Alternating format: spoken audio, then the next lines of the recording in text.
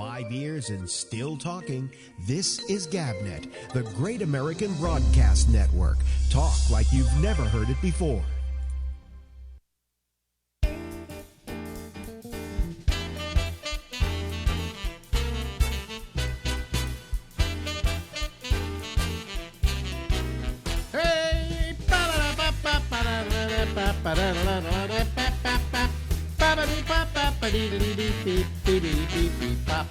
Hello everybody, how are you? This is the Ramble and I am Alex Bennett.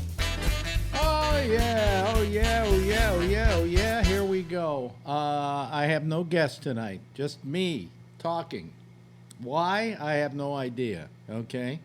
I have been going through this tiredness. I don't know what it is, and I'm trying to figure out, but I think it has something to do with my ear. It makes me feel woozy. And this morning I cleaned it out with hydrogen peroxide, which is one of the bromides for fixing a plugged up ear. You pour a little hydrogen peroxide in there and listen to it bubble for about a half hour. And hopefully that kind of cleans out whatever gunk is in there. I did that the other day and I wasn't as dizzy afterwards. Well, today I did it. And then I have this bulb you use. They actually sell this at the grocery the pharmacy for cleaning out your ears. And so I had one here, and I filled it with water, and I spritzed it in there, and then I spritzed it in again, and I got up and walked away and almost passed out. Apparently, my equilibrium is being thrown off somehow by something going on in my ear. So if and I get exceedingly tired. I really don't understand. I told Marjorie yesterday that I give myself about 3 days to live. Okay, it just isn't in the cards. All right. So anyway, if I'm not here in 3 nights, you'll know why. Okay, I told you so. All right.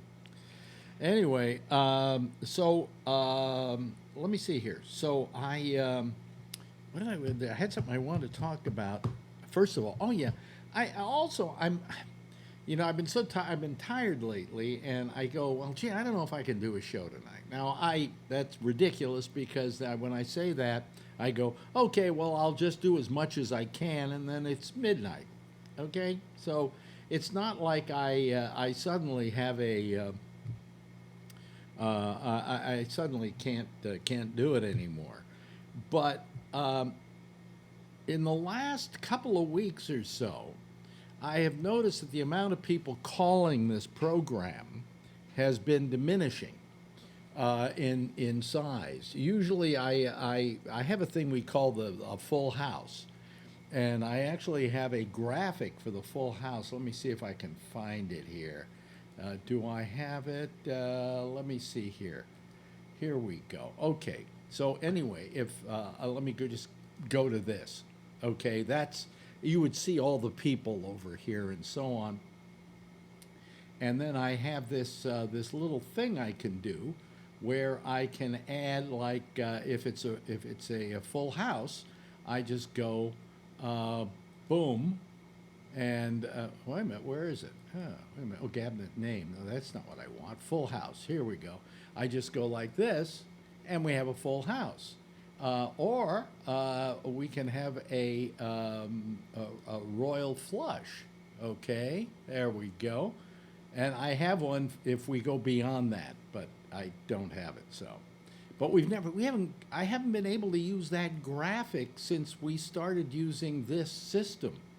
And I said to myself today or yesterday, I said, we're not getting as many callers as we once did. It's like they don't care anymore, Bree doesn't call anymore. Renee doesn't call anymore. Tom calls infrequently. Scott doesn't like to call when Phil is on. And so consequently, last week I think we topped out at 6 people as a citizen panel. Maybe we did 7 on one particular moment. But I said it's just not like it was, where I would go to the phones and we would fill up. We get 11 people in there, 12 people in there without even breathing heavy. So I think that people are starting to not care about the program as much as they once did. And I think part of it has to do, and I would say a lot of it has to do with the fact that this show is 2 hours long. And I do it 4 days a week. Now, if I did it 1 day a week for 1 hour, everybody would be clamoring to get on it in that 1 hour. And that's why I've been thinking about at least going to 1 day a week, 2 hours, and not doing the 4 days a week and making it a bit special so people will want to call, people will want to listen. I'm still doing my obligation to, all the various places like Spotify and whatever. I'm considering that. I'm only considering that. And I've been considering it a lot because I've been feeling somewhat on the tired side, as I have told you. Saying to myself, gee, I don't know if I can do this, okay? Then I go, why am I doing it, I can't say that we've increased listenership at all over the year. We may have even lost a few people. So I just don't know whether I'm going to continue doing this on a 4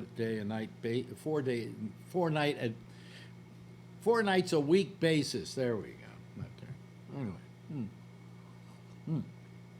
So anyway, let me tell you what we did over the weekend. First of all, I kept trying to fight off this wooziness, which was weird. It was just weird. And I think it has to do with the ear. It's not the heart.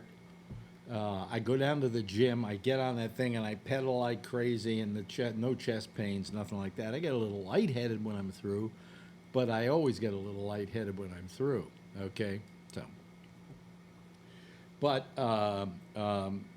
So anyway, what we did is Marjorie had a friend of hers in, and a person we really like a lot, and she came in because Marjorie does this thing with her and another of her old sorority sisters, and Marjorie plans a weekend for them in New York, and so they go and they go out and they have dinner. And they go and they go to a theater, and then the next day they go and do a little touristy thing. Like this year, it was taking a boat ride around Manhattan. So that was pretty good, very nice. So they were going to the theater, and Marjorie said, "Would you like to go too? Because I'm getting tickets for." And I said, "Sure, absolutely." So Marjorie managed to get tickets for the hardest show in town to get tickets for. It is singularly the most successful financially of any show that's hit Broadway. And that was the stage version of To Kill a Mockingbird with, what's his name, from the newsroom, Jeff Daniels. And written by Aaron Sorkin. I mean, this thing is like a star-studded review, okay? But the only thing that got me questioning it was the fact that the Tonys were this weekend, and it didn't get nominated for a Tony. Jeff Daniels did. He didn't win. He lost to, what's his name, from Breaking Bad for Network. But I wondered, why wouldn't that show get nominated? I mean, it's like a shoo-in. It's the biggest show on Broadway. Anyway, I said, sure, I want to go. Absolutely. Well, the thing was that Marjorie was only able to get tickets because, you can't get tickets for this thing. If you want a ticket, they say, what year do you want to come? Because it's that sold out. And but But there were a couple of seats available, and they were what's called obstructed seat.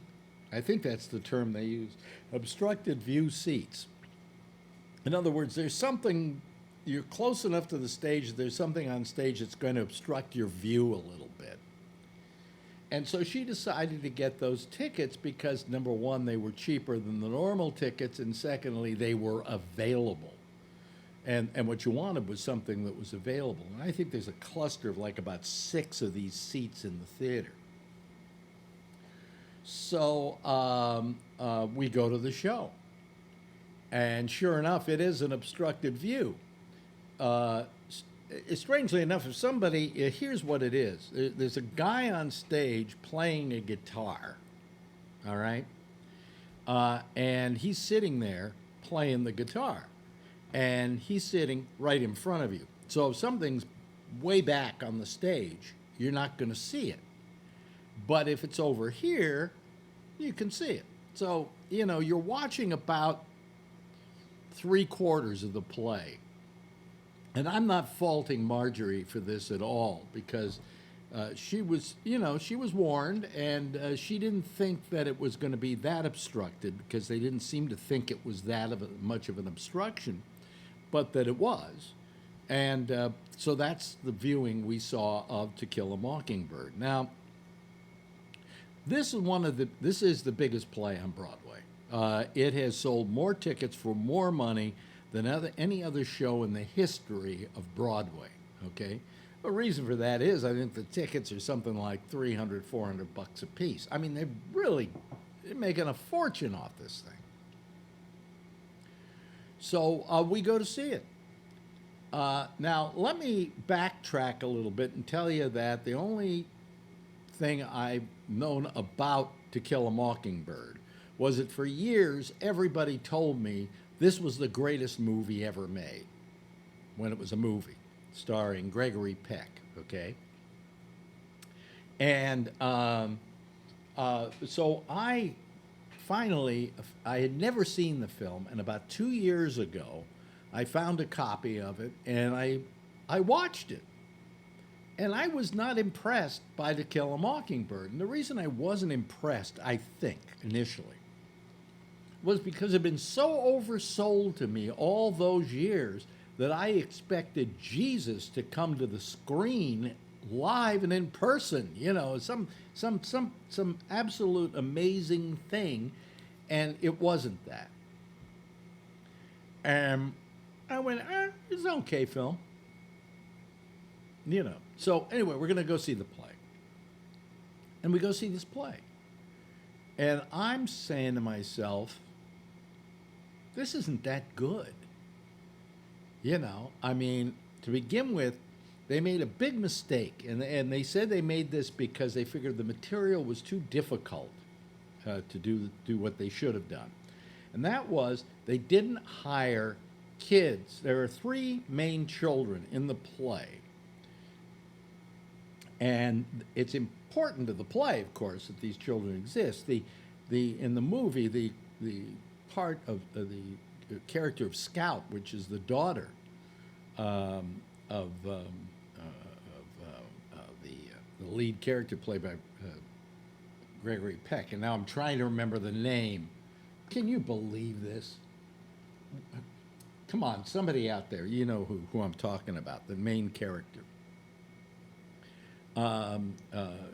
Who's become really legendary in everybody's mind. He's like the perfect father. Wait a minute, let me look here a second here. To Kill a Mockingbird. No. To Kill a Mockingbird. Here we go. Yeah. All right. The name of the character is Atticus Finch. Okay, and the daughter is Scout, and the little boy is let's see here. I think his name was Jim. Is that the character's name? Jem is the kid, the boy's name. And there's another boy character in it called John Menga, who supposedly when Harper Lee wrote this, she wrote that character in as the childhood of her best friend, who was Truman Capote. Anyway, I don't need to get into that much at this point, okay? So I'm watching the show, and they've got playing the kids 3 adults. And I felt uncomfortable with it. Not because I was a fan of the movie, because obviously I told you just now I wasn't a fan of the movie, but because seeing 3 adults running around the stage, hopping and skipping, just didn't seem right. You know, because you're going, that's an adult. What are they doing? They're trying to play like they're kids, you know? Whereas if a kid were doing it, you'd go, oh, that's pretty natural. They say they didn't hire kids to do the show because it was too hard a play to do. I don't buy that. I think they didn't hire kids because I think in order to do a Broadway show with kids, you have to have 2 sets of kids. Because of the I don't know, the things that the law says about hiring children and using them in plays and using them in movies, so they would have to hire two groups of kids to play the part. But that's what was wrong with the show. They should have been kids. So now I'm watching. I'm going, okay, all right, okay. I'm feeling like I did about the movie, okay. Not that interesting. There's a trial. Yeah, big trial scene. Whatever. And Jeff Daniels is very good, you know. So I didn't like it that much. And Marjorie liked it, and her friends liked it, and I felt, well, I'm probably wrong about it because I never read the book, and I was never a big fan of the movie. So we come back home, and I've got nothing to do late at night because the guest room's being used. And so I go into the living room, and I figure, what shall I watch? And I went, I think I'll watch To Kill a Mockingbird again. Maybe I got it wrong the first time, okay? So I put it on, and I started watching it. First of all, the first thing I realized of where they got the play wrong on Broadway is they made it about the trial, where the actual movie and the story and the book are about the kids. Everything is from the viewpoint of the kids. Nothing happens in that film. No scene happens unless the kids are in view of it, okay? The trial takes place, they're up in the balcony watching the trial. In other words, the whole picture is through the eyes of the kids. And as I'm watching it, I go, well, I get it. This is not about Atticus Finch. This is not about the trial. This is about the kids. And of course, anybody who's a fan of the book and a fan of the movies knows that's the case. But in the show, the trial and Atticus were the main characters. And so by not having children, when I saw the film, I went, well, gee, these kids are the selling point of this film. They are the people who are making this film work. The characters are what are making this film work, the story work. And Gregory Peck is very affectionate towards Scout. He'll be sitting on the porch with her, holding her in his arms and telling her everything's going to be all right. And it's a very loving relationship between a father and his daughter. But in the play, because it's an adult, a 28-year-old, I think, playing Scout, he's not hugging her. He's not holding her close because that would not look right. Why wouldn't it look right? Because she's not playing a kid. She's not a kid. She's an adult. So that kind of was part of the reason I think the play didn't work for me, is I didn't see a real affection and a loving between the father and the daughter. That's to begin with. Okay. I'm watching this movie, And I had seen it once before, but now I'm watching it because I know I'm watching the film that I thought was so-so. And I'm saying to myself, this may be one of the greatest films ever made. This is really a great movie. And I'm watching this thing and I'm in awe of it. And I am falling in love with the film. And now I'm beginning to say the same thing that Marjorie says to me a lot about certain things when she hears that they're going to another medium with something. Why do you want to remake To Kill a Mockingbird for the stage when it was already, the definitive version of it was already done? And they go, well, we don't want anybody comparing us to the movie. You don't want anybody comparing you to the movie? I'm sorry, they're going to compare you to the movie.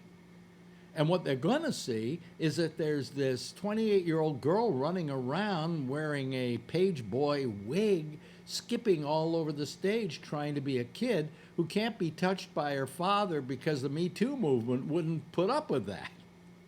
It really, you know. So I didn't think the Broadway show was very good. I thought it was a good idea, but it was ill-conceived. And I found that the script was, which was, of course, by, what's his name? I just said his name a while back, who did, Newsroom and so on. He didn't capture it, you know. A good example is that when in the movie, Gregory Peck is at the dinner table with his kids, and his son says, why can't I have a gun? And he said, well, he says, I had a gun when I was a kid. And my father said to me that, if you want to go out and shoot the gun, it's okay to kill sparrows. But it's a sin to kill a mockingbird. That's where they get the title from. And they said, because, mockingbirds provide only one thing, and that's a song. And to rob the world of that would be a sin. Okay? In the play, he doesn't say it over a dinner table to the kids. He says it in his summation speech in the trial. And somehow it just doesn't work there. It's kind of almost like it's flittered off. So, hey, see how we got the title? I just think it was not badly written. There are moments that he does a very nice job, but a lot of the time he is also using dialogue from the movie.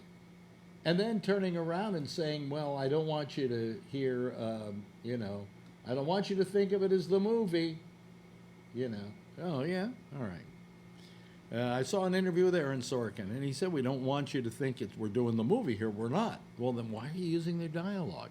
Why in the ads on TV is the music on the ads the music from the 1963 movie To Kill a Mockingbird? So I think it was a misbegotten attempt. And I think it's kind of sad because it was one of those cases where I have to just say, well, why did you do that? Why did you feel the necessity of doing that, of redoing what is already a classic? You can't make, and I got to tell you now, I'm saying this because it's true. It is one of the greatest movies ever made.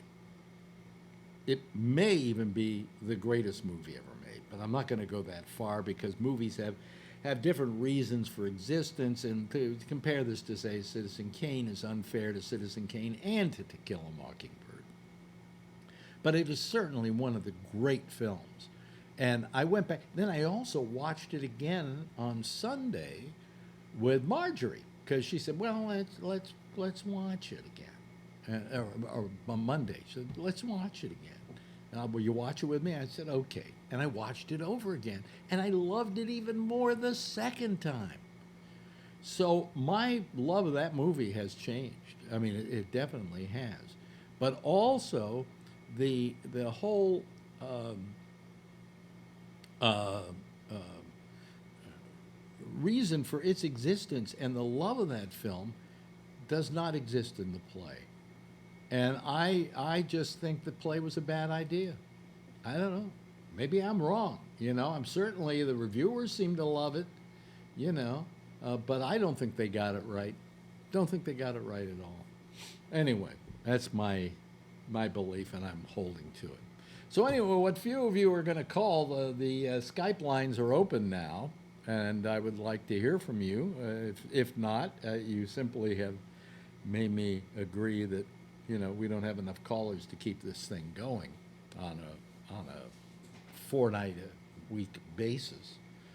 But I'll just sit here waiting for people to call and drinking my coffee and hoping it keeps me awake.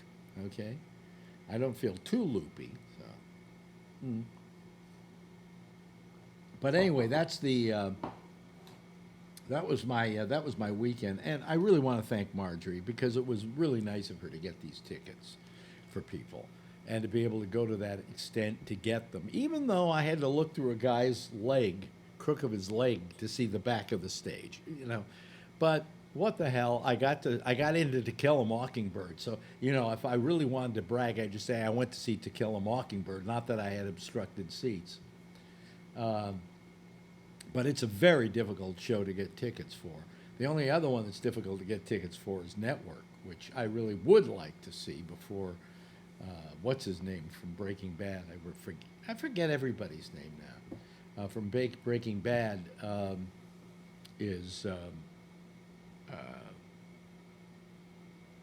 leaves it. Bryan Cranston. He won the Emmy. Yeah, Tony the other night for Network. So anyway, nobody's calling at all. Trying to all prove me wrong, huh? Well, if I don't hear from people in about another 2 minutes, I'm just going to call it quits. I did my little bit for you of talking things up. Well, usually somebody calls at this point, and I know the lines are open. Is anybody having, hey, Allie, you're doing blue, orange thing? Google the color grading virus that's teal and orange? Or what? I don't know about you, Forbin, but I'm getting a good picture here. All right? I don't know what you're talking about. Let me see here.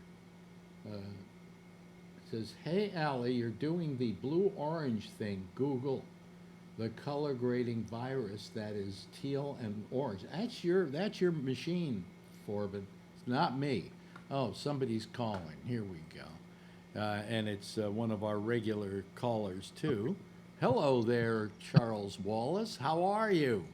Hi, Alex. I'm doing great. Hi there. Well, at least we got one caller. Oh, here comes Phil Meyer. Okay, we'll add Phil to the group. And Phil probably will just come right in whatever spot he was in the other day. Wait a minute. Hold on a second. Wait a minute. Phil, where's Phil? Oh, I'm sitting here. Son of a bitch. Well, let me go find source one here and put you in there, I guess. All right. All right. All right. Okay. All right. There we go. Yeah. Okay. Good. All righty. Mm-hmm. Yeah. Yeah. So, you go to the play and they plan a helicopter crash after your visit, huh? No. It was days later. I know. That's what you told me. I'm just sorry they missed Trump Tower. I think that's what they were aiming for. Yeah. Well, the guy didn't have a certification for instrument landing, and I guess he proved that he didn't have it. Well, whatever. He was, he was. Let me see here. Let me put. I feel like Scott tonight. Hmm? I feel like Scott tonight. You know why? Why? Because it's 104 degrees in Concord. Really? 108 here in Mesa. Oh, man, it is hot. Wait a minute. Hold on a second. It's only. It got up. You know what it got up today here in Texas, in Dallas? What? 77. Unbelievable. Unbelievably beautiful day. Wow. 104.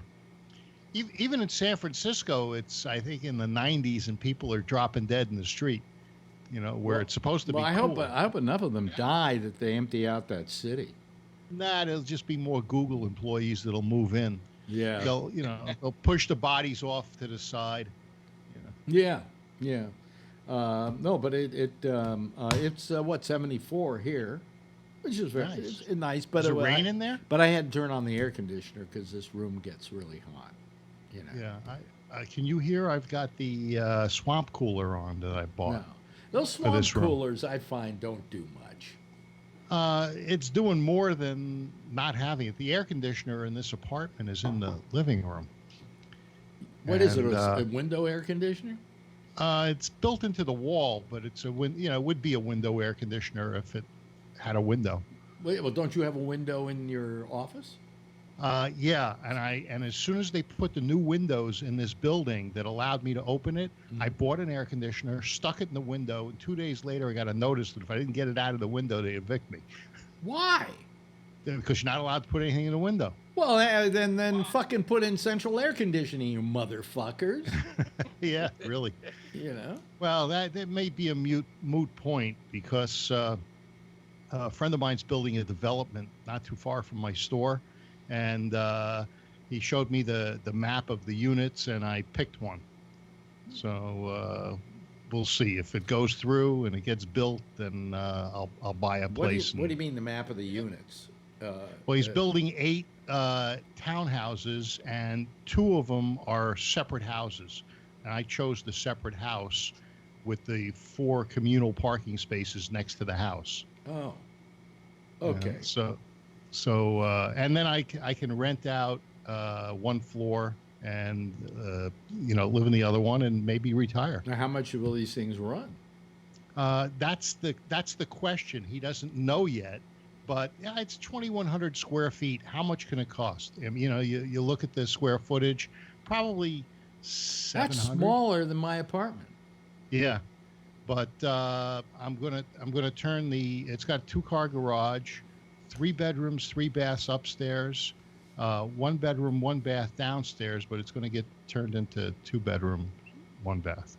Sounds like heaven to me. Yeah.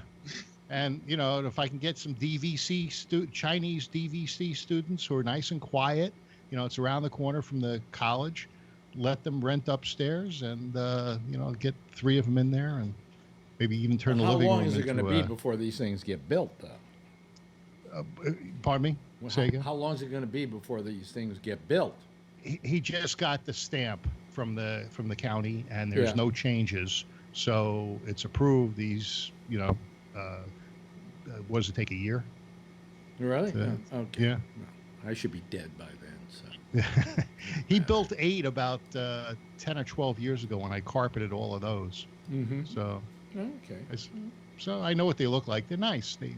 Big deck. Yeah. Yeah. Okay. Well, that's good. Yeah. I'll get out of here, and I can smoke a cigar if I want. Yeah. In my own place. Everybody, Kevin wrote me, and you wrote me about the crash of the building. Yeah. I don't know why, when things happen in a town that's huge, okay, that people then go, "Did you get hurt?" Look out your window. Huh? Look out your window. Yeah. That's 7th Avenue. 7th Avenue and 116th Street. Right, but you're way up This there. was on 5th Avenue. No, it was on 7th Avenue. No, it was on 5th Avenue between 50th and 51st. That's a big difference between 116th. Okay. I thought it was on 7th Avenue, they That's said. like 60 blocks away. Well, yeah. It's Well, 60 he's got a blocks view. away I mean, if he looks out. and two avenues over. Oh, well, when you see the park from your apartment, right? Yeah.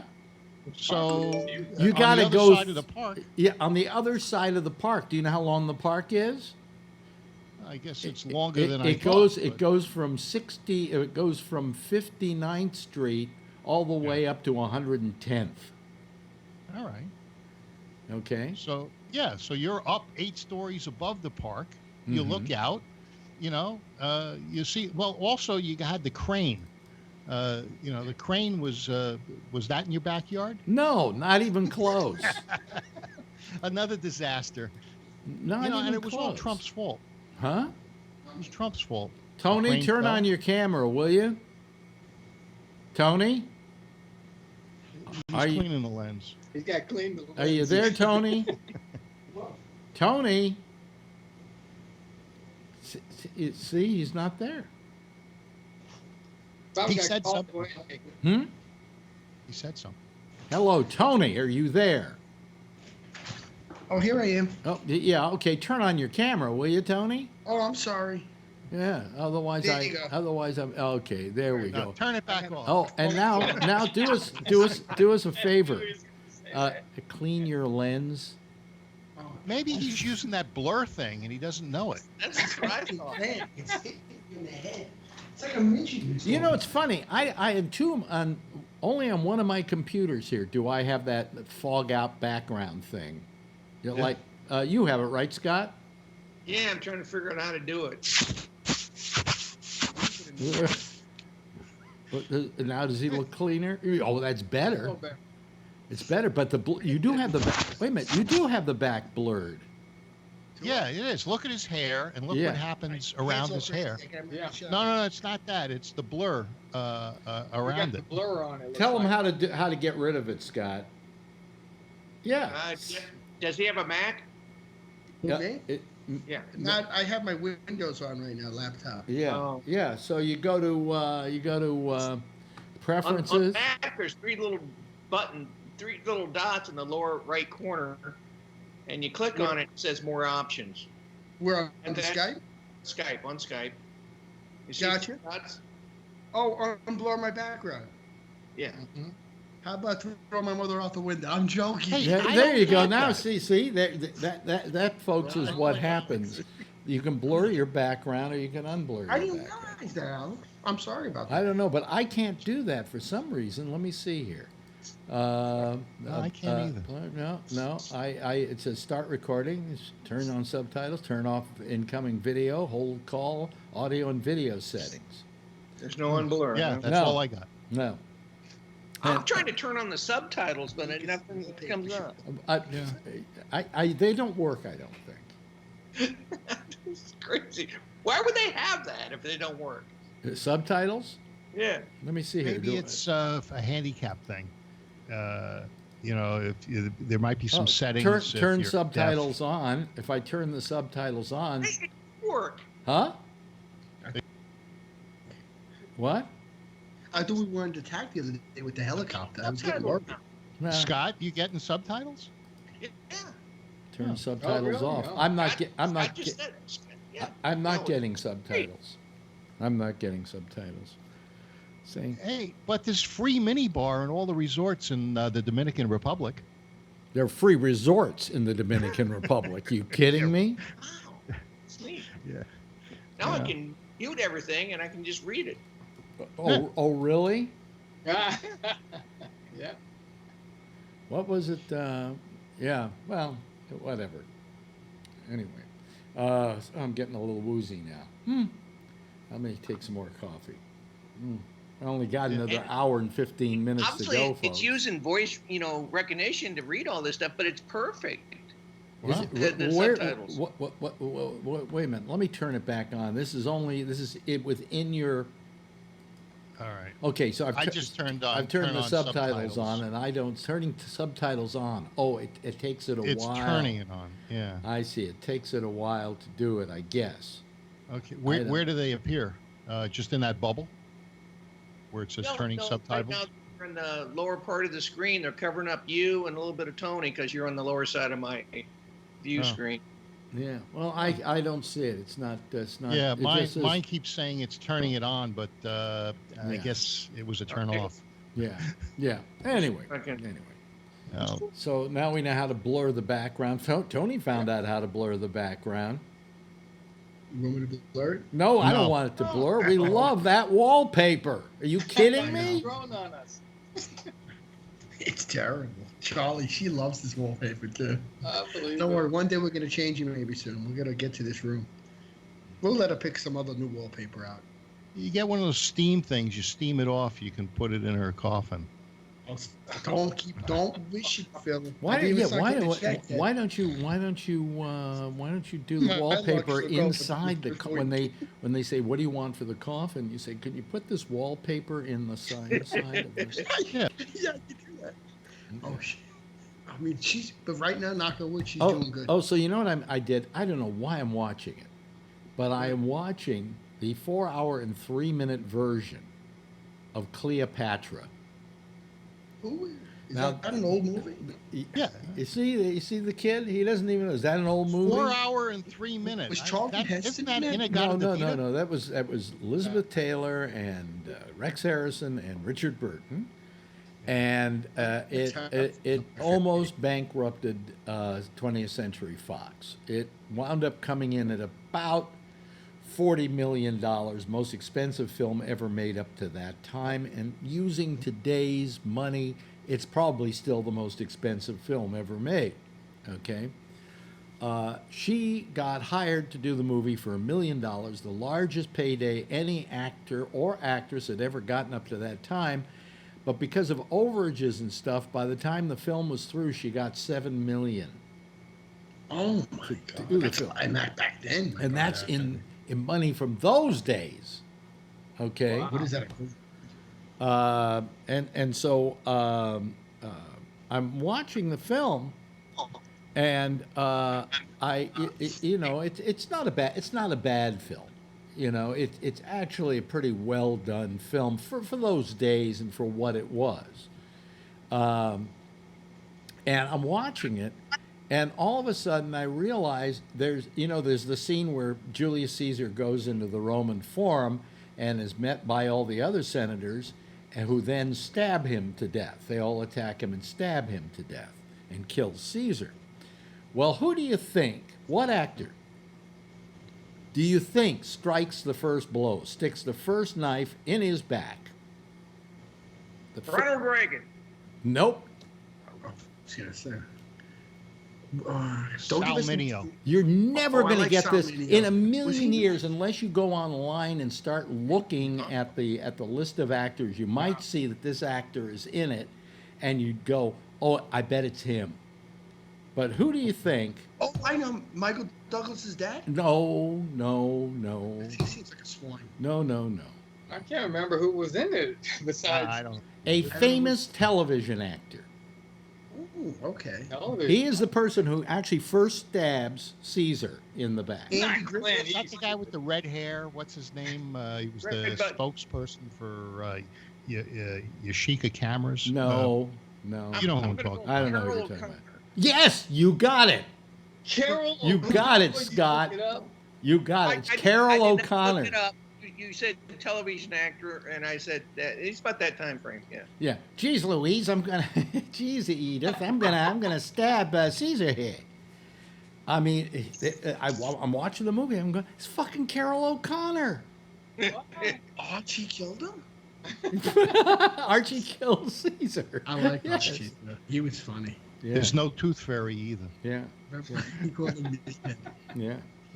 So I mean, there's a little bit of trivia, folks. You never thought you'd hear anywhere else. You know. See? Yeah. So Yeah, this is Carol another. O'Connor. What? Looks like he flushed the toilet. This is Carol another. O'Connor did a bunch of roles like that before he became Well, famous. yeah, but you wouldn't expect him to be in Cleopatra. No. You know Yeah, that when dude. knowing the kind of parts he played, you wouldn't think he would wind up in Cleopatra. Maybe he needed the And, money. and it was not a small role. He in fact gets credit at the beginning of the film. Oh, Yeah. Was Under Sal Mineo the in same that? name, the Yeah. Carol O'Connor. Carol O'Connor. Right. Yeah. You know. No, it didn't say Archie Bunker. No, I. Oh, shit. Was it near the helicopter?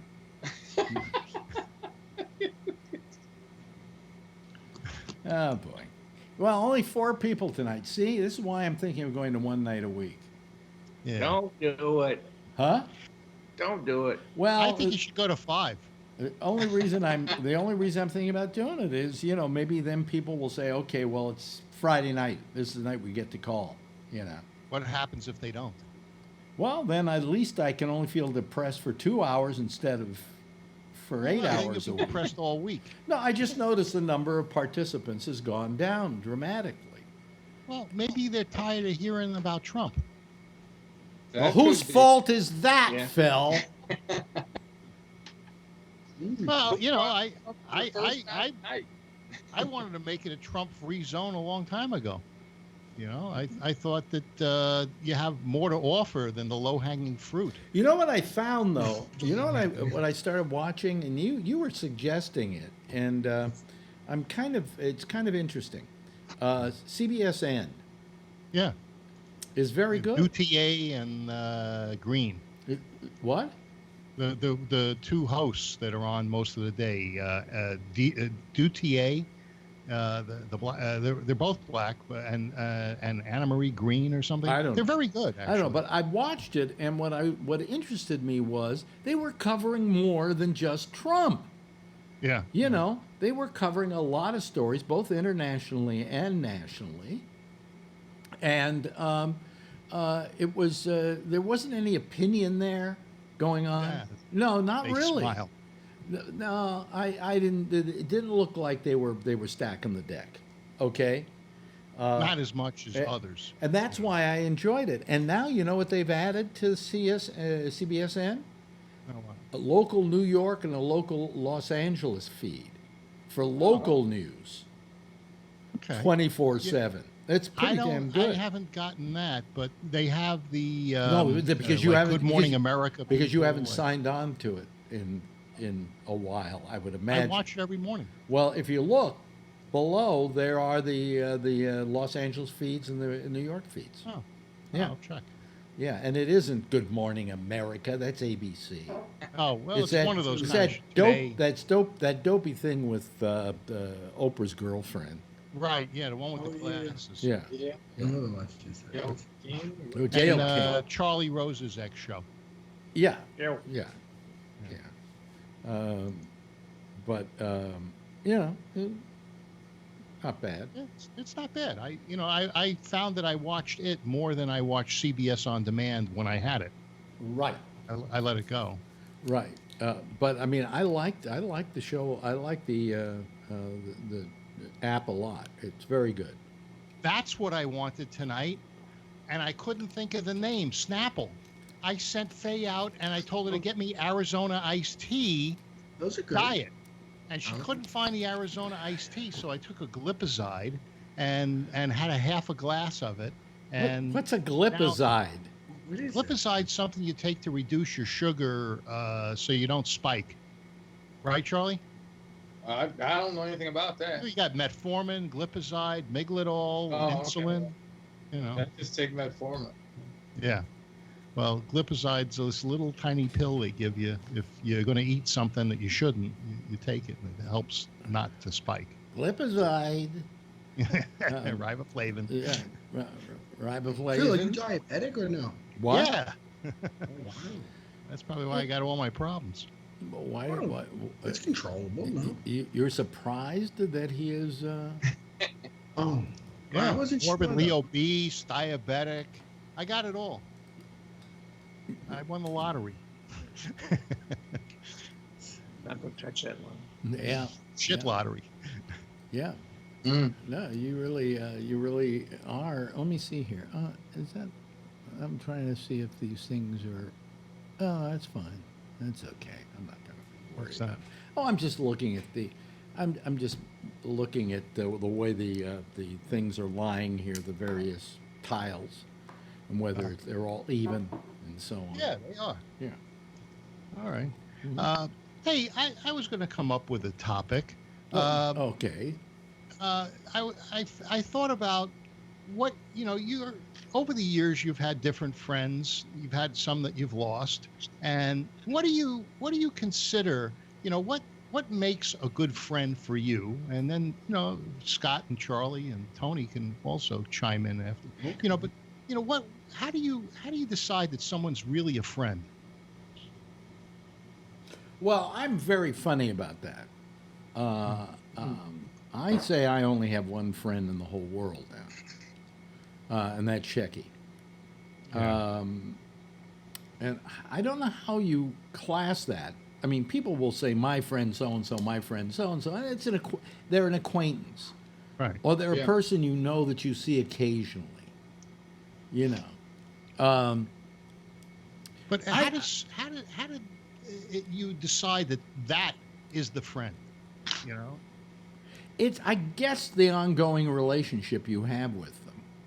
Yeah. I mean, as I say, I mean, I could say you're my friend. I talk to you all the time.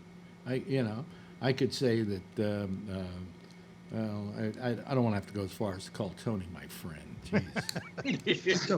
That would really make me feel lonely. If you get desperate, I'm here for you. He's just watching your silverware. Yeah. From the party. But I'm not going to be here that much longer. I figure I've got a week left before I drop dead. Really, this lightheadedness is just getting to me now. My allergies have been bad a little bit by me. Are they making you tired? Yeah, sometimes when they cut the grass, it bothers me. I have to take it. I don't like to take the allergy medicine because it does tire me out. But I notice when the summer comes, This could be allergies. Yeah. Can that make you tired? Yeah. Yeah, sure they do. Sometimes. Because it's been going on for a couple of weeks now, and it's terrible. Well, what's the pollen count, in New York right now? It's about medium high. Because we've had fires here, and they say that the air isn't healthy to breathe for some individuals. Well, let me see here. Pollen. So Charlie, what makes a friend for you? Well, when I get one, I'll let you know. Oh, really? Yeah, I mean, it's just somebody. I'm sure you've had them over the years, right? Yeah, it's somebody I'm comfortable around. I don't have to put on any, false faces or anything for them. I can be myself around them. Yeah. Well, it says the pollen is lower than it's moderate. So I don't know. I don't get it. Who knows? Are you sleeping all right? Yeah, I'm sleeping all right. Huh. You don't have sleep apnea, and you're sure of that? I'm positive of that. Okay. Marjorie would have told him. Well, maybe. What would have told me? He's assigned to the TV in the other room. Told you. Well, See no, the client about it. I have the watch, and it checks my sleep patterns and everything. Oh. And on this one, like last night,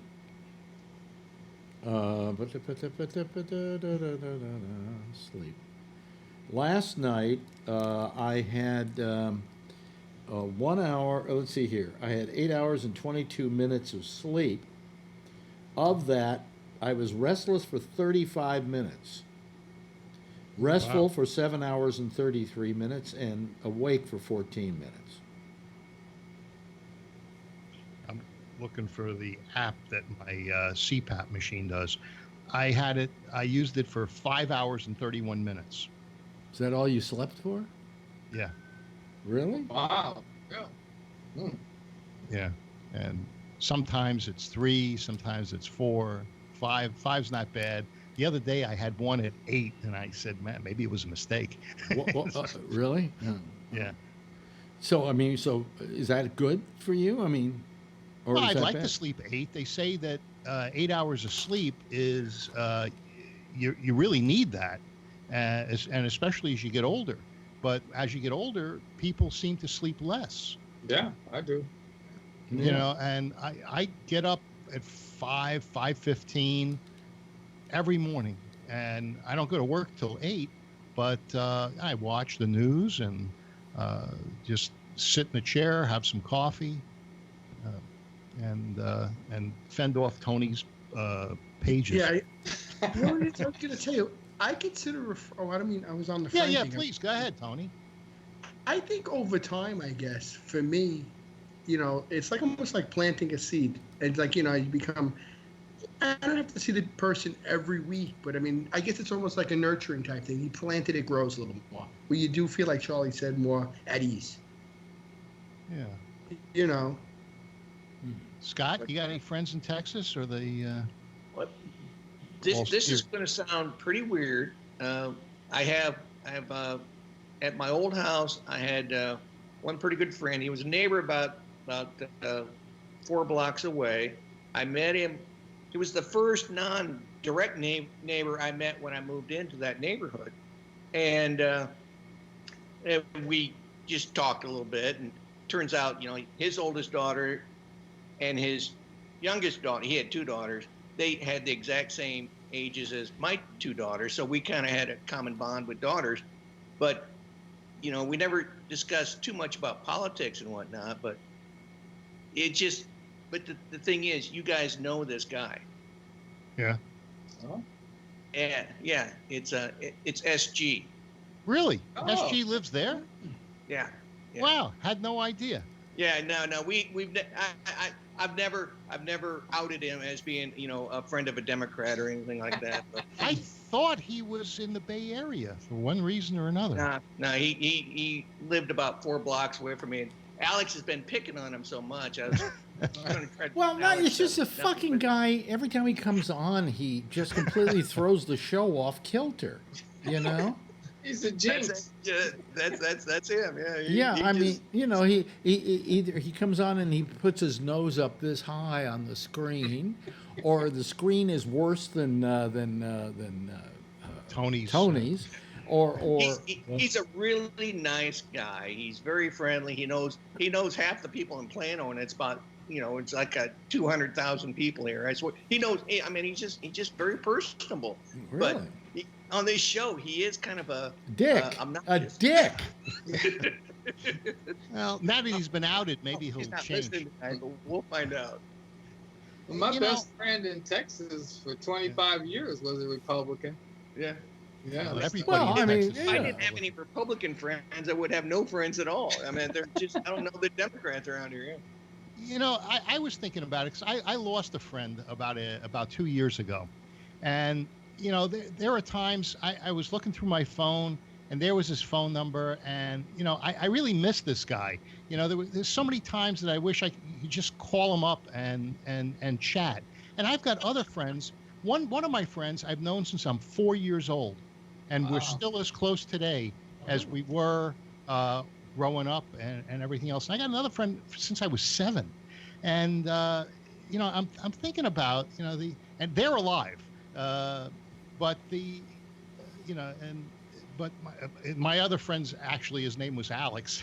But I don't think this Alex ever met him, but he lived in Mill Valley. But, it's... I really miss the guy. And I know that, Alex has friends that he's lost. And now that I'm getting a little on in age, you really miss. And their memory is really what stays with you. Yeah. Can I say something? Yeah, tell me. I don't want to sound morbid, but I was thinking about what you said, like you're afraid of death, Alex. And I was thinking about it the other night because, like, I hear Phil saying people have passed away, your friends, and of course family. As I can see, as I'm getting older, I can really see myself not being afraid of passing away, because as you get older, you're saying goodbye to so many people. It's almost like maybe, to me at least, I'm thinking mentally, like, you might really just maybe want to embrace it. Maybe that's how I'm thinking now. Like, if I knew my brother or my sister weren't around anymore, and my friends that I used to talk to, I'd live, but I think I'd be able to accept it more. Well, you just went through a traumatic thing, losing your dad. Yeah. But your dad had a full life. Yeah. And got, you got to, you didn't have to reconcile because you were probably always close, but you got to be, you got to accept it. And and I knew that my friend Alex was passing away. He had endopathic pulmonary fibrosis, which was, a death sentence. What happens is your lungs can't get oxygen, and eventually you just have a heart attack. And, and he said, I can't believe that my lungs is what's going to take me out.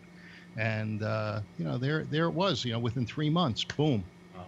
And, so, now I start missing. I don't want to be morbid or anything, but, I'm thinking, I miss my friends that have passed, and I want to make sure that the ones that are still here, I spend quality time with, and I be the kind of friend to them that they would remember like I remember my friend Alex. And it's not, so because the only thing that lives on is your memory. That is true. Yeah. You'd want to be a good person, I think. Yeah. Yeah. Yeah. Well, I think you're a good person, Phil. I think you're a prick, but you're a good person. It's like a backhand comment. Yeah, I mean, I guess you're right. I guess as you get older, I don't know, I could be wrong, but Alex, you don't mind me saying this. As you get older, right? My mother says this. I don't mean it like as an age thing. Do you ever have like less? I feel now I have less tolerance for nuisance people. Like if you told me, "Hey, Anthony, this guy's an idiot," I would listen to you. Do you get less tolerance for people you just don't like as you get older? If he did, would he calling in? I never had the tolerance when I was younger. Are you kidding? No, that's true, but I mean, would you think like maybe like, "Hey, this guy's an idiot," stay away from him? Would you say like, you have like as you get older? There were people I just didn't want to deal with because I didn't want to have to converse with them. On any large. Yeah, you were level. very private. When I knew you, like you didn't want to even talk about radio stuff, and we never did. Well, if I have a problem at all with some people in my business, and the reason I don't hang around people in my business is what they do is they love to talk about the business, about radio. And quite frankly, when I got off, as you say, I wasn't in radio anymore. I was home. I was at lunch. I was at dinner. I was hanging out with people, Yeah. And I didn't care about sitting around with a bunch of other people talking about the radio business. It was one thing about you when we were friends. You always had something to do. You always had something interesting to go and see and experience. Well, not anymore. This tiredness I have and that I'm feeling it really right now. I'm wondering if this is just depression. Could be. Could be. You'd be surprised. Maybe something's on your mind. Sometimes I get like that. I don't know. I mean, I don't think it's my heart because I get on the cycle at the gym and I don't get chest pains or anything like that. You get the endorphins from. Do you feel like you're getting? No. I'm a little lightheaded when I'm through doing it, but it's not your sugar, is it, Alex? No, I don't take sugar in. Maybe your sugar's low though. No. He said his sugar's good. Oh, your sugar's good? Okay. No, I didn't say my sugar's good. I don't know what my sugar level. You said that you were tested and for diabetes, I think. Well, I was checked. I was checked for diabetes, but I don't have diabetes. But my blood sugar could be low. Yeah, that's a possibility. Yeah. When I was having my heart issues, it was I was having all sorts of joint pain, and what I didn't realize was that my joints weren't getting enough blood. And so I thought it was the chiropractor I needed, but really what I needed was an angioplasty. So, Yeah. And it says low blood sugar can happen with people with diabetes who take medications to increase insulin levels in the body. So that can't be what I've got. No. Oh, and what causes low blood sugar without diabetes? Causes of hypoglycemia without diabetes. In people without diabetes, hypoglycemia can result from the body producing too much insulin after a meal, causing blood sugar levels to drop. This is called, who knows? Causes, treatment. What are the symptoms? It doesn't even say what the symptoms are. Huh. Now, maybe because you've been doing the low-carb diet for so long, that it may have thrown off your chemistry a little bit, and that could be a reason you're getting tired. That could be, but what do I have to do then? I have to have sugar? I don't know. I mean, I can ask my dietitian, who would know, What happens when you're on a low carb? I'll tell her. I have a friend that's getting tired. Yeah. Yeah. See what she recommends. I'll talk to her on Saturday. Yeah. Anyway, a person with eating disorder may not be consuming enough food for their body to produce sufficient glucose. Uh-huh. That I'm sure is a possibility here. Yeah. Especially low carb. Yeah. Yeah. So you're hypoglycemic and you got prostate cancer. Yeah. It could be. Could be something. You're almost going to hit the trifecta. What? One more disease and you'll have the trifecta. Oh, I thought you meant we were going to have one more person on the panel. Oh. Here's Kevin, who's just joined us. No, it could be that I've been on this diet too long and it's starting to affect me. That's a possibility, and maybe you should get some blood tests and have somebody analyze it to determine if you've got a mineral deficiency or some vitamin deficiency. Well, that could be it too. And, could be vitamin D. You could be deficient in this. Well, I take vitamin D. You take D? Yeah. Okay. I take. What about magnesium? Yes. Okay. Well, I'm hitting the ones I know. I didn't take D. Oh, I didn't put D in my regimen this time, and maybe I didn't do it last time. Maybe I need to add the D. That could be. Yeah. That could be. Could be vitamins. And you could also be eating some foods that cause inflammation, and that could cause you to be tired. What's that?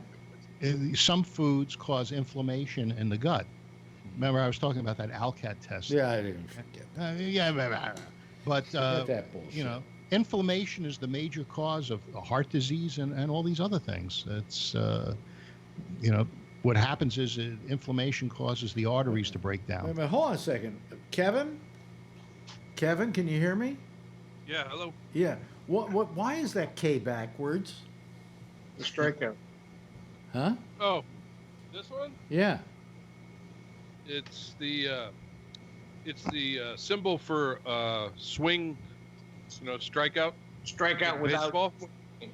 Yes, strikeout. Oh, so strikeout ALS. Yeah, without strikeout ALS. Oh, I see. Okay. It's Lou Gehrig's type. Well, Charlie would know what that is, but I don't. Well, does anybody on our chat room know why I might be lightheaded all the time now and feeling tired all the time? How's your testosterone level? I don't know. They're going to check that next month. Yeah. It's probably. Not an offense, but at your age, they're probably not working as hard as they used to. Well, no, my testosterone may be high. Actually, it's a problem. Well, like a 20-year-old's testosterone is what, around 1,200, and I think when I was tested, it was around 400. But and I wanted them to give me testosterone, but they wouldn't. They said it wasn't low enough. And it screws around with your prostate. Well, I don't have one anymore. But what my nutritionist said, what you want to do is if I have prostate cancer, the good kind, the way they fight it is by having you take hormones and lowering the testosterone. Yes, lowering. Right. Yeah. Yes. Yeah, because my nutritionist said that testosterone will feed the cancer. Yeah. Yeah.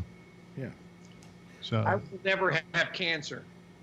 No testosterone. Well, that's because you got a lot of hair. See, I mean, there's your testosterone right there, folks. The reason I'm bald is testosterone. Yeah. Which, by the way, is not an Italian dessert. In case anybody's wondering. When I was feeling like you were, I told my doctor, and he said, "Oh, well, let's get you some testosterone shots." And he started shooting me like once every month or whatever. I go in and get my. But then my PSA level started shooting through the roof. He said, no more. Yeah. Yeah. That's what you want to do. That's what he's going to do to me. He's going to give me hormones that will lower my testosterone. And then that will lower the possibilities of advancing any kind of cancer or whatever. So maybe you get your hair back. No, I won't. No, if that were the case, I'd be doing it in a second. But whatever. It could very well be allergies because I used to get allergies real bad, and it dragged me down like no tomorrow. I mean, but like for weeks at a time. Oh, for months at a time. Really? 3 months in a year. Where you just felt tired all the time? I felt like I was beat up, tired, nasty. Wow. It was just nasty. Well, it You're could that be way without the allergies. But it could be the pollen is not high right now, True. but pollen that I might be allergic to might be prominent. I don't know. I was allergic to pollen, grasses, and of course I drove a truck out in the Central Valley, and every time I got behind a truck with hay, I'd be all over the road. Well, I did. My problem is that now I'm trying to remember what I was going to say. No, Allergies. Yeah. Who knows? It could be allergies. It could be any one of a number of things. The chat room suggested it might be low blood pressure. That'll make you tired if your blood pressure is too low. I don't think so. My blood pressure's okay. My blood pressure is pretty solid. Who knows? Who knows? Edemia. It's probably cancer. Yeah, probably. You should be so lucky. Probably a heart problem, weaselly little heart problem. So anyway, let me see here. What else was happening in the news? Well, so we got all these things happening in the Dominican Republic, and I said to Marge, it's happening there at the Hard Rock Hotel, a resort. Yeah.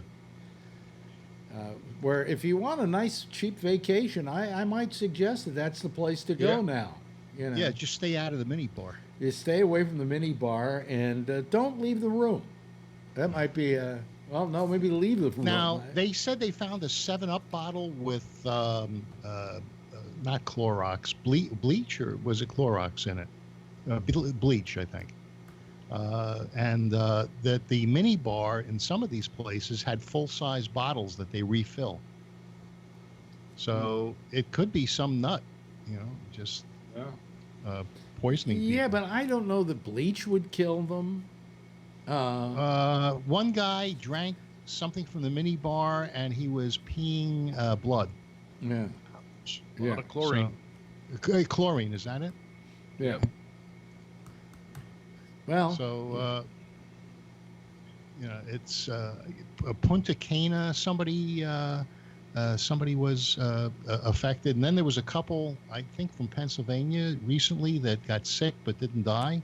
So maybe they can find out a few things what they did. Also, this Ortiz guy, Pappy. Oh, he got shot. He got shot, but that's in the Dominican Republic. I mean, that was lead poisoning. That was lead poisoning. Yeah. Lead poisoning. Do you think he'll ever play again? Nah, he's an older. He does a lot of charity work, and I think that I don't know what they think that they might have an idea that it was a bad cop or something that did it. I mean, these cartels, they're crazy, and maybe he was helping somebody they didn't like. And maybe it was just random. Somebody says here 2.5-ounce cans of cranberry Red Bull will make you get a pep in your step. If you don't, you better go get checked. Yeah, but if you have cranberry, you can't have what's the blue pill? Sildenafil or anyway, Ellie Somerton writes, "You need a pelvic exam." What? Yeah. Ellie will do it. Yeah, bend over. Is your blood pressure running too low? Taking enough fluids? I might not be taking in enough fluids. That could be. Anyway. Yeah. Are you drinking a lot of? Maybe you need to drink more water. Maybe. I don't know. Yeah, coffee is fluid. I don't seem sluggish, do I? But I think coffee's not. That can dry you up, can it? But I don't seem sluggish, do I? No, you don't. No. No, but if you're tired, you're not necessarily sluggish. Plus, you're up for the show. After the show, what do? You go lay down, or you know? Well, I'm Do trying. you still take a nap in the afternoon like you used to? I used to love taking. I take a nap 5 times a day. What do you mean? Do I take a nap? No, I don't take a nap in the afternoon. When I knew you, you used to come home. Well, that was sit by the because pool. that was because I was doing a morning show. Right. And I had to be there at 6 o'clock in the morning, and I'm not really a 6 o'clock in the morning kind of guy. So I would go to bed at like 11 o'clock at night and sleep until like 4:30 in the morning. Right. And then I would come home, and because I needed 8 hours sleep a day, I would do a 2-hour nap between 1 and 3 in the afternoon. Yeah. And I was pretty good at that. But if I missed it by, say, a half hour and it was like 1:30, I couldn't go to sleep. Oh. Yeah, I remember you always used to take a nap, and when I had sleep apnea before I started getting treated for it, I had to take a nap during the day. I couldn't stay awake. Yeah, yeah. Well, I'm not having that problem. I don't feel like I have to go to sleep here, but I feel lightheaded, Yeah. So, who knows? Yeah. Who knows? Maybe I It's should stop doing the coffee. Maybe the coffee is doing something to me. That's a possibility. When I was growing up, all the old people I knew always drank hot water with lemon. And I used to think that was so bizarre, but as my stomach gets more and more sensitive, I'm seeing the point. You seeing the point? Yeah. Hot water with lemon. Hot water with lemon. That's good. Yeah, yeah. So anyway, let's see here. So we got the Dominican Republic. That's wait a minute. There's one other big story that I wanted to mention. It's not happening here. Where was it? What's that story? Deep fake of Zuckerberg tests Facebook. So did somebody do a Zuckerberg deep fake and a video? And yeah, it was the Pelosi thing where they slowed down her voice like 30% down to 30%. She did the drunk Pelosi. Yeah, he wouldn't take it down. Yeah, he wouldn't take it down, and he's been trying to get a hold of Pelosi, and she won't answer. Who's trying to get a hold of Pelosi? Zuckerberg. And she won't answer? Yeah, she won't answer. Why? It's not his fault. Well, that's the thing, It's like, they want to take down Zuckerberg and all his entities. Mm. Oh, and also Amazon has just been just surpassed. What was the company? Google as the most recognized brand. Oh. So it's the most recognized brand in the world. I believe so. Yeah. Over Google. They're not a worldwide company, are they? Yes, they Amazon? are. Sure. They are? Oh, yeah. All right. Sometimes I go online and buy stuff from Amazon in England. Do you get the Prime? Yeah. Huh. Oh, yeah. You go down. If you go to Facebook, or rather Amazon, let me get Amazon here, and you go down to the bottom of the page, the very bottom of the page, it says Amazon United States. Then if you want to go somewhere else, you can open it up, and it says select your country, and then you got let's see here: Brazil, Canada, China, France, Germany, India, Italy, Japan, Mexico, Netherlands, Spain, Turkey, I try to United watch a Arab movie Emirates, United Kingdom, and the United States. I tried to watch a movie on Amazon Prime on my phone the other night from my bed, and because my NordVPN was on, it wouldn't let me connect. Oh, part of the reason for that is did you try to connect though using your password and everything after that? Because what happens is if you use the NordVPN on anything where you go that you have an account, it suddenly makes you re-sign in because it doesn't recognize you. Okay, so I didn't re-sign in. Yeah. All right. Yeah, that's what it was. One time I wanted to see if I could watch what do you call it? What's the movie thing? Netflix? Netflix. See? There we go. There I go, folks. It's almost over, folks. Don't worry. And I think I have chest pains, but I don't. Okay, I'm imagining chest pains. You got to have drool before it's over. You know, I don't have any pressure. I don't have any, but I feel just like, oh, I've got something. You know, forget it. Anyway, I'll be dead in a week. Okay, so everybody get used to it. Phil, and when I leave, take over the show, will you? Thanks. Can I have your 12 core? Yeah, sure. What's your computer? It's not even cold yet. Sure, you aren't happy with the 6 core you've got? Well, yeah, I am happy with the 6 core, but you know, as long as I know that granted, you know, I mean, if we're having a pissing contest here, I win. You know. Yeah, but like I said, mine's never broken. But you're really thinking about buying this new Pro Mac Pro, right? No. Oh, okay. No way. You know, I don't need it. You know, this thing does everything that I could possibly ask for. I'm very happy with this. And I don't. If I got that new Mac Pro, it in no way would even live up to the Mac Pro I have here now. Isn't it the basic one, like 14 core, and the the top of the line is 28 core? The basic is 8 core.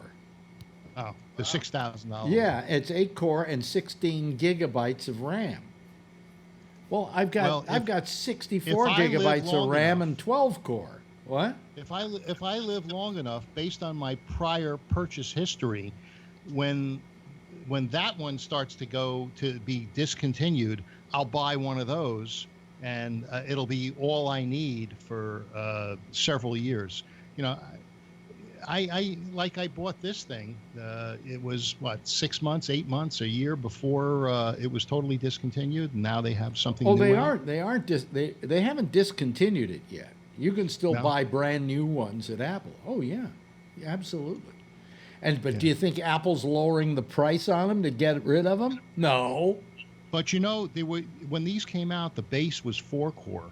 And you can't buy a 4 core anymore. There's 6, 8, or 12. Yes, you can buy a 4 core. Sure. Really? Sure. In the Mini Mac, you can buy a 4 core. Oh, no. I'm talking about the trash can. The trash can, I don't think, was the lowest 4? When it came out originally. That one was $29.99. It was 4 core? I think it might have been more than that. But, yeah. Because mine is 6, but my processors are fast. And how much memory do you have in it? Only 16, but for $500, Newegg, I can get 64. Yeah. Well, how much? $500. Oh, $500. Yeah. So I'm thinking about doing it, but you said that it's not going to change anything. What I'm thinking of doing is I have a. I know this people aren't interested in this, but fuck you. You know. There's not that many people listening tonight anyway, and not that many people calling, so fuck all of you. I'll do what I want to do. Well, you had quite a following when you were on CNET, so, you know. I have this Mac Pro, the old Mac Pro cheese grater. Yeah. And you can't put in the latest Mojave in it because it just won't take the Mojave because it needs a thing called, what's the name of the metal? It's a thing called metal, okay? Well, I found out you can go out, buy a new graphics card that's got metal in it, put this thing in a into your Mac, into your cheese grater, and it'll run Mojave. Plus, because it's such a powerful graphics card, it ups your GPU usage. You know, you got a lot of GPU overhead at that point. Graphics processing unit overhead. So really, I'm thinking of maybe spending the $349 to get that particular card and putting it in there and upgrading it. And they say it speeds up the machine and everything, you know. So, well, I've got the same graphics processor as you. The D700. Yeah. Let me look at what it says about this Mac. Yeah, it's I have 3.5 gigahertz 6-core Xenon E5 and FirePro D700 6 gigabytes. Yeah, that's what I have. And you know, the thing's plenty fast. Oh yeah, no, this machine is wonderful and it's silent. Although here's what happened. My cheese grater. Yeah. Remember I talked about I was making so much noise? Yeah. So when I finally took it offline, I opened it up, and I got some spray cans of air. Yeah. And I started spraying it, and dust went everywhere. I mean, it was That's why you're sick. Wait a minute. It was like a dust storm, right? Yeah. So I cleaned out the whole inside, everything, got rid of all the dust in the fans and everything else, put the thing back online. You can't even hear the goddamn thing. Yeah, but It was huffing and stuff. huh? No, but it was you breathed in all that stuff. No, but it's huffing and puffing because it's not getting any air. I cleaned it out. You can't hear that thing. It's as quiet as this one. It's amazing. These you can take the cover off so easily. Press a button and boom, the thing comes off. I never see any dust in it. Is there something about it? Because it takes in the air from the bottom, and the fan pushes it out through the top. And the only problem that these machines had, but they don't once you get them fixed, is the graphics cards were blowing because of the heat problem.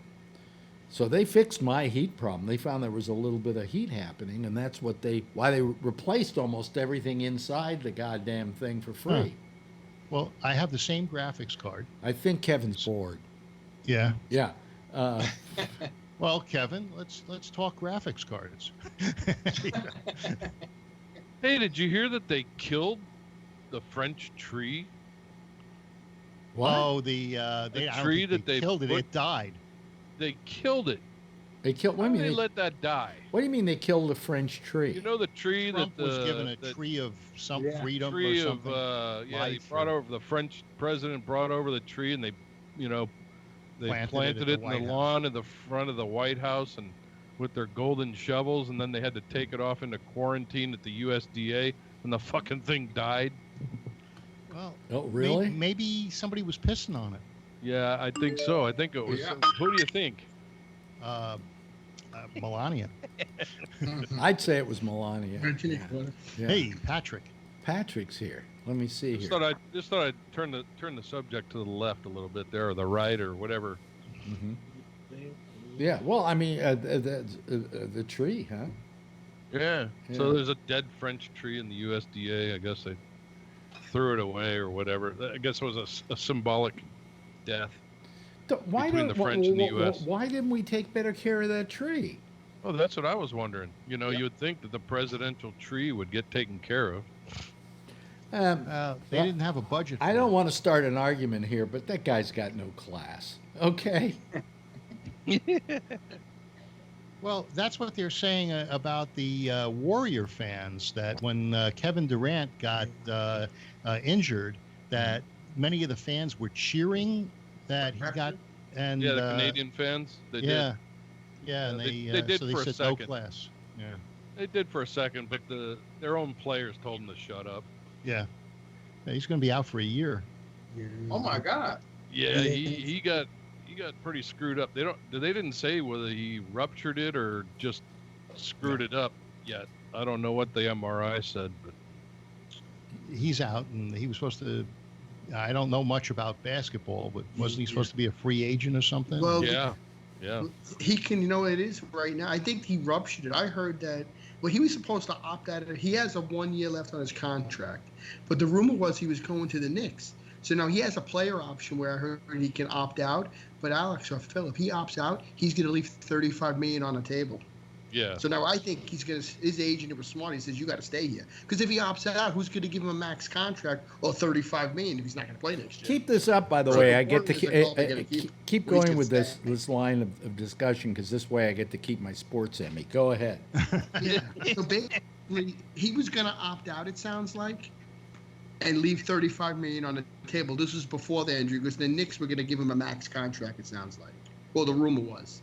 But now, with him getting hurt, I mean, if you're his agent, how can you tell him to opt out and leave $35 million on the table while he's going to be out a whole year? He's going to have to stay. Will he be able to eat? I heard just the opposite just before he got hurt was that he was opting to stay. But that was out here, so. Okay, well they're gonna be in a tough spot, the Warriors, because Clay is gonna be a free agent. So they can max him, so they can only afford so many guys. Yeah. That's gonna be a problem. Yeah, it's gonna be interesting. Yeah, I don't know what's gonna go on there. Wow. I hope they win. No, they were booing. I was like, they were cheering that. I was like, what a bunch of animals. Yeah. Why aren't you doing our sports show? I know. I like the Warriors. I'm a fan. I tell you the truth, if KD would have played, Charlie, you guys, they would have swept him in 4. Oh. You saw as soon as he was playing, the whole court was spaced over. No doubt about it. I don't know what I'm talking about, but what do you think, Alex? No doubt about it. I agree with Tony. Your professional opinion. Absolutely. Yeah. Miami Phil, award you're the winning photographer, so what do you think? Miami award winning. I was upset last night. I posted a couple of pictures of I saw them. They're awards. pretty good. Yeah. Thanks. Yeah, this guy was on he was on the floor of Golden State. Do you even know those players? He got a picture of Iggy warming up on Curry. Yeah. You know, Curry's father was the best professional. Yeah. Well, I think the last time I did it, I haven't asked to get on again since they've been winning. You know, because what happens is they used to have 12 photographers on each side of the court. And then what happened was the rules went down that there were only 6 on each side. So there was a 50% cut. And since I don't work for a magazine or anything, my friend is in charge of the Warriors PR. And so he was letting me photograph during the warm-ups. And now that they're winning, I didn't want to ask him for access. Now, if they start losing, can you get me a seat? Phil's coming back. Well, he gives me a seat, but it's actually in the handicapped area. There's a table where all the handicapped sit. For me. He's taking us. But I never sit. I never sit during the games. I walk around. I sit under the TV camera. And I can't even get the handicaps. Patrick, you want to get in on this sports discussion? Oh yeah, the Bucks let that get away, Patrick. If it's not Green Bay Packers, I don't give a shit. Talking about Patrick, wasn't that woman that won the Emmy? She won it for Patrick, the one in the wheelchair. You say she's doing it for everybody that's in a wheelchair. Oh yeah. How'd you feel about that? You had at the Tonys, you had this woman in a wheelchair who played Ado Annie in Oklahoma, which is one of my favorite shows, and she was very good, by the way. But she's in a wheelchair, and I'm thinking, did she win because she sang well? Which she did, but I'm sure there were a lot of other people on Broadway who sang well. She danced. No, How do you dance? She didn't dance. Yeah, they said she danced. No. I didn't see Oklahoma's. She had the wheelchair and she wheeled around. It's a modern version of Oklahoma. But anyway, she sang it from a wheelchair and she was very good. Yeah. But if we compared her to all the other people who were up for the award, did she win it because she was in a wheelchair? That's my question. She won it for Patrick. Yes, yes, Patrick. So, what kind of wheelchair was she in for? I mean, 1800. The one I saw on TV looked just like yours. No. I mean, in the play, it takes place in the 1800s. No, it doesn't. No, it doesn't. It's a modern version of Oklahoma. It takes place in modern day Oklahoma. Yeah, I agree with Patrick. What, Patrick? I hate when they do shit like that. Yeah. Modernized historical stuff, that's bullshit. That's why I hate plays and I hate musicals. Because they're fucking horseshit. Horseshit. And horseshit. Yeah. Wait a minute. For some reason, we're not getting sound on you sometimes. I think because you're muting yourself. Or your thing is like muting you automatically. It's almost like got the power. So everybody, be really quiet while Tony is swearing. Go ahead, Tony. Patrick. No, and what's the point of having a cripple in a movie or in a play like that? There's no parts for that. I mean, well, no, I disagree with you, Tony, because Patrick, the reason why I know it's hard, it's easy to mix you up with Tony. Anyway, the musical to begin with, Oklahoma is not historical. The musical, it's just about Oklahoma in a certain time, and they sing these songs. They just did a modern day version of it, and they say it translates pretty well, And so one of the parts of Ado Annie, they hired a girl who's in a wheelchair and sings beautifully. She's a wonderful singer. And she won the Tony for it. I don't think it was that out of place. You know, if you saw the number they did, it made a lot of sense. And she wheeled around with the best of them, you know. So. See, that to me, that's like changing genders and races and shit like that for parts that are history. Fuck that. Either be accurate or don't. I mean, that's just fucked up. Well, if you can claim to be a girl if you're a guy or vice versa, can I claim to be a cripple? And you know. Yeah, but was she really in a wheelchair, or was she just acting? No, she was really in a wheelchair. She is wheelchair bound. That's half the battle. Yeah, she's wheelchair bound. She sings very well. She should have gotten the part. She did a very good job of it, and I think deserved to get the role. I do think that, however, it was a sympathy vote, because otherwise, if she wasn't in a wheelchair, would she have won? Is the question I would have. Do you feel it's fair to use that as your calling card, Patrick?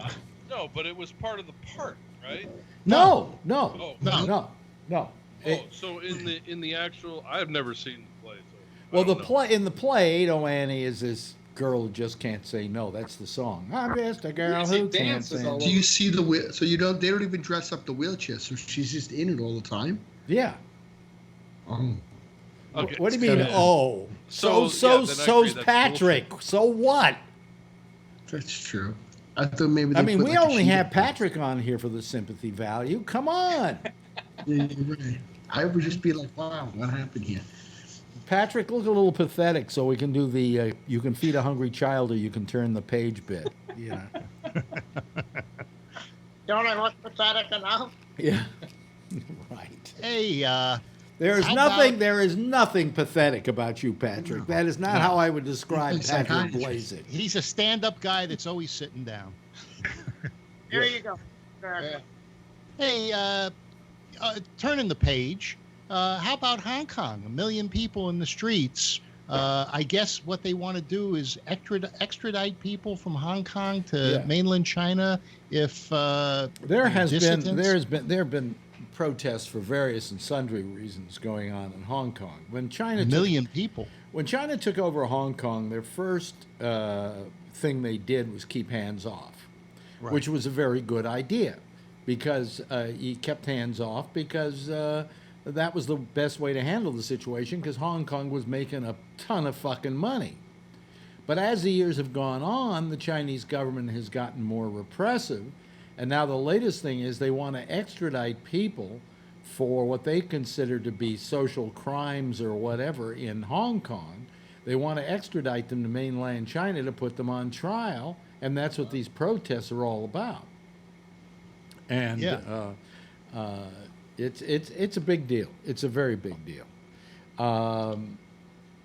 I don't understand the Chinese government entirely, because things have been going so well for them as capitalists that they should have just said, look, you know, there are certain things we've got to do to liberalize the country so that we can keep this income coming in.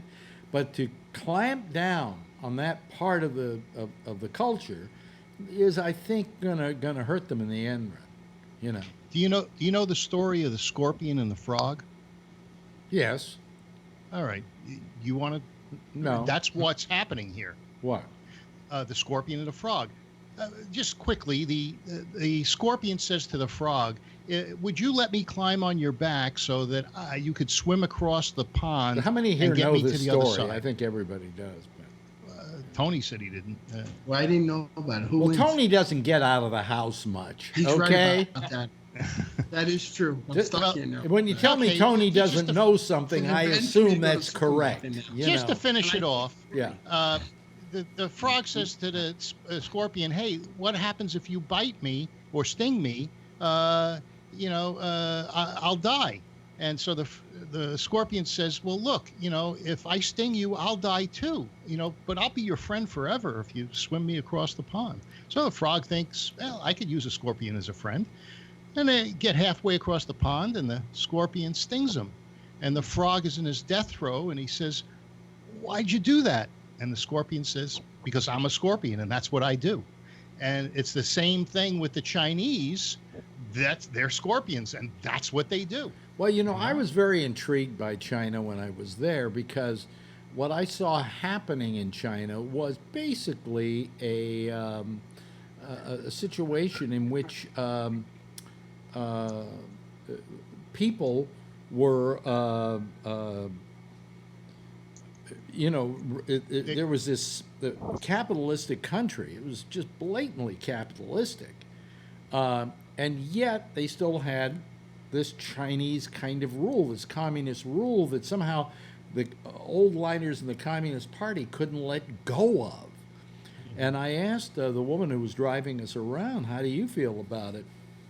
And she said, we have this kind of a deal here, let us make our money and you go play your games and, we just won't bother each other. Not anymore. Well, they still, allow the commerce to go on. They're not going to fuck around with that. There's too much business to be had. Yeah, well, mainland China their economy has grown leaps and bounds. But what's interesting is that the people in China kind of say, okay, that's the government. Let them do what they're going to do. I said to the woman who was driving us around, how do you like the fact that you can't vote? And she says, oh, I can vote. She said, but I have to join the Communist Party in order to vote. And I don't want to join the Communist Party. I said, so how do you feel about them just running the country and you having no say-so in it? She said, I don't care, just as long as they leave me alone. And that's pretty much the attitude over there. Just as long as they leave us alone.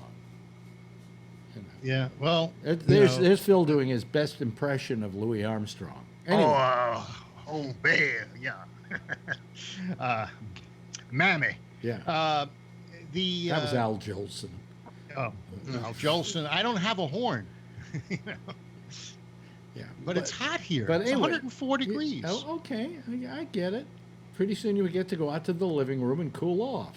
Yeah. Yeah. Anyway, I mean, so there's just this duality of almost this schizophrenic thing going on with China, and it's hard to explain except that, I mean, my wife works for them.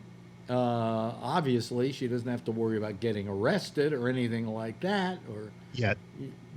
I mean, she's going over for one of their yearly meetings in Hong Kong, of all places. I mean, I don't know if that's the place to go right now or to hold your annual meeting. Oh, I heard, they're having discounts in Dominican Republic. They could do it in the Dominican Republic. Right, exactly. Well, the first year when we went over there, they did it in Beijing. That's why I went. Hong Kong doesn't interest me that much. I understand Hong Kong's a very interesting city, and the food is. It is, but it's very small. It's all it's an island, and or it's a couple of islands, and for years it was the moneymaker for China, and it still is. Yeah. But I think if they were smart, they would just keep hands off, let them be what they're going to be, and let China be what it's going to be. They obviously can't. Well, obviously there's some. I've never been able to understand that psychotic behavior they have, in which they, on one hand, embrace capitalism in a way like they make us look bad as capitalists. Okay. They said it was because they didn't think they were treated fair. There was one point in their history, and it's a fairly recent history, that the Japanese and they felt the Americans and others took advantage of China. Oh, they hate the Japanese.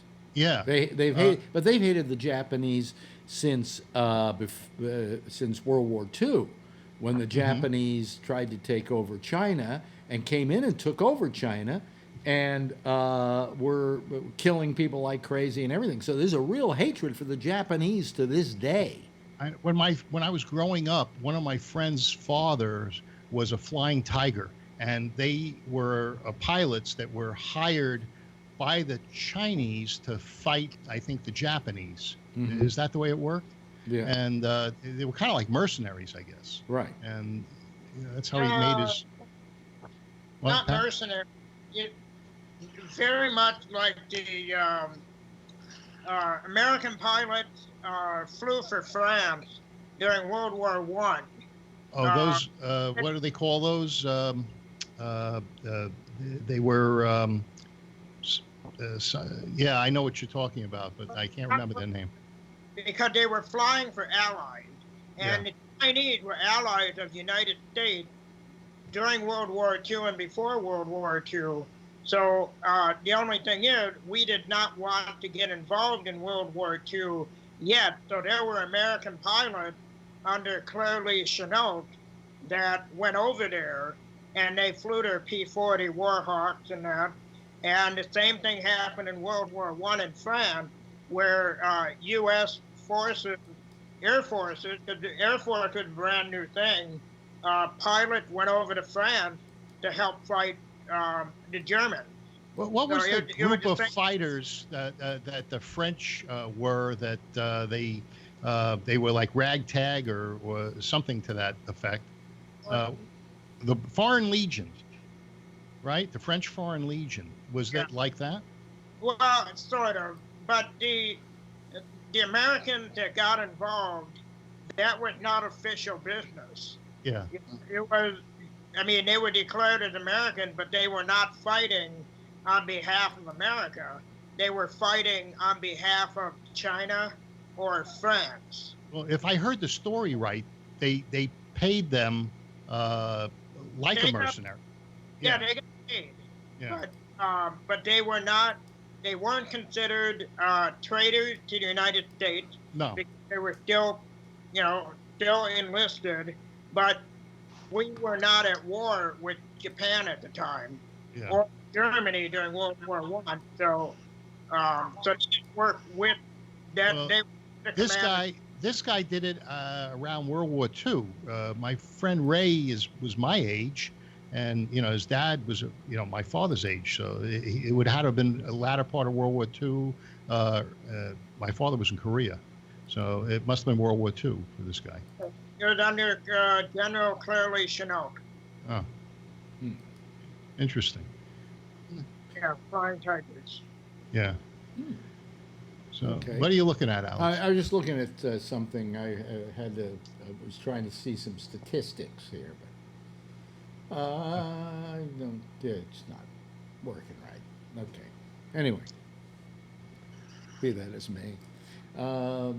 So it's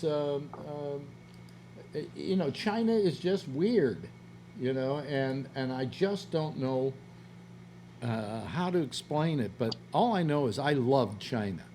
Isn't this the anniversary of Tiananmen Square? Yeah. I think it's the 20th anniversary. Completely misunderstood by Americans. What? That guy was just trying to get a parking space? He was. He thought the tank had some groceries. I don't know. No. What I'm saying about what the Americans don't understand is they think it was a fight for freedom. And it wasn't. It was a protest against corruption, and against corruption in the Chinese government. That they felt that the Chinese officials, a lot of the big officials in the Communist Party, were doing very corrupt things and stealing money and doing all of that. And that's what the Tiananmen Square protests were about. They were student protests about government corruption. Everybody tends to think that it was for freedom. And that wasn't what they were fighting for at all. Again, I repeat what this woman told me, we let them play their games just as long as they don't bother us, Let them play their games as long as they're not corrupt. And the Chinese government, within the government, was unbelievably corrupt. Is it still? I think not as much.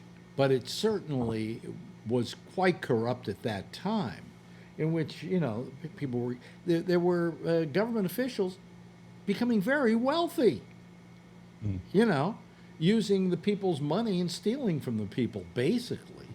So, you know, that's what Tiananmen was all about.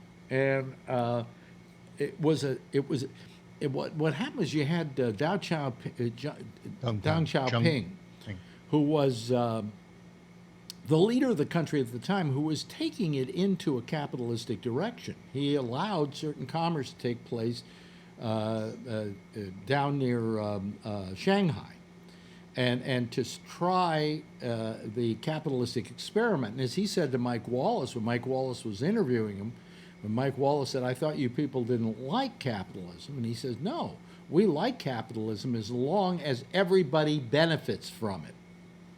Okay? And that was his attitude. And he was a really good guy. I mean, he was democratizing the country and everything. But then Tiananmen Square happened. And he had to clamp down, because if he didn't clamp down, the leaders of the Communist Party were going to clamp down on him. So that was kind of Deng Xiaoping's downfall of being in the good graces of anybody who was very liberal thinking about the direction of China. So, well, in China, their leaders would age out at 65. Mm-hmm. And now under Xi, that has been eliminated. And they can continue to serve past the age of 65. Well, he has the job for life now, doesn't he? Yeah, that's because they changed that particular rule. Yeah. I went to back in like 1998 or something, I went to a Commonwealth Club lecture with Henry Kissinger. Mm-hmm. And at that time, he was saying things similar to what Biden had said recently about China, that China was only spending $8 billion a year on their military, which was a drop in a bucket in comparison to what we're spending, and that they're not a threat, and so on and so forth. And that's what Biden said when he was asked recently about China. But other people are saying that China is actually a threat because they want to expand into the China. Is it the China Sea, the Sea of Japan? Well, yeah, but here's the thing with China. China really has not been destructive with their military and stuff, because a long time ago they knew they couldn't beat the United States military to military. Where they were going to beat them is by going after the thing they loved most, which was capitalism.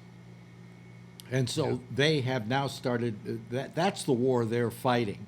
And it's the war, I hate to tell you, Phil, they're winning.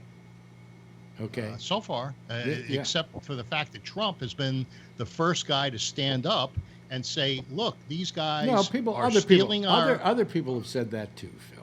Yeah, but Trump is the first one that's doing something. No, he isn't doing anything about it. He's giving you the impression he's doing something about it. And the tariffs. Let's not get into it. Tariffs are not tariffs. Tariffs are taxes against Americans, okay? Right. Get used to it. Get used to it. It limits what you buy from them. No. I'm pulling Chinese stuff off my floor. Good for you, and Phil. replacing with American. Good for you, Phil. I'm going to the guy who's got that good chemically induced flooring. Formaldehyde-ridden from China. Anyway. The rug and he's gone in a moment. You know, we only had to wait to the last minute, Scott, to talk. That was great. to get your juices going. Hey, listen, that's it. I think continue with Jack. Yeah, I think thank everybody for joining us tonight. First of all, thank you, Phil. Thank you. Oh God, Tony. Thank you, Kevin. Charlie. Thank you, Kevin. Thank you, Scott, and thank you, Patrick. Okay, if everybody would give a big wave goodbye.